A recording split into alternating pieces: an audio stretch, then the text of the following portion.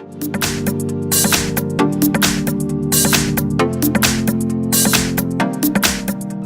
I've got General Mobile GM5+D, and let me show you how to activate night mode on the following device. So at the very beginning you have to open the list of all applications, then find and select the settings. Here scroll down and pick display, and now go to night light, so it's the second tab.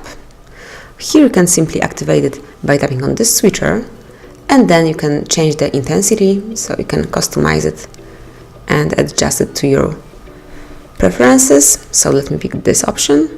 And also you can schedule your night mode, so just click on turn on automatically, and now you can pick never, custom schedule, or the automatic one, which is sunset to sunrise. So let me pick custom schedule, and now you can pick the start time, so it can be, for example, 11 p.m.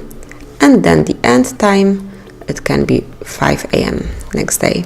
So from now on, once this schedule is active, every day between 11 p.m. and 5 a.m. your nightlight will be activated. So that's it. Now you can enable it whenever you want to, or you can pick some schedule to do it. Thank you for watching. Please subscribe our channel and leave the thumbs up.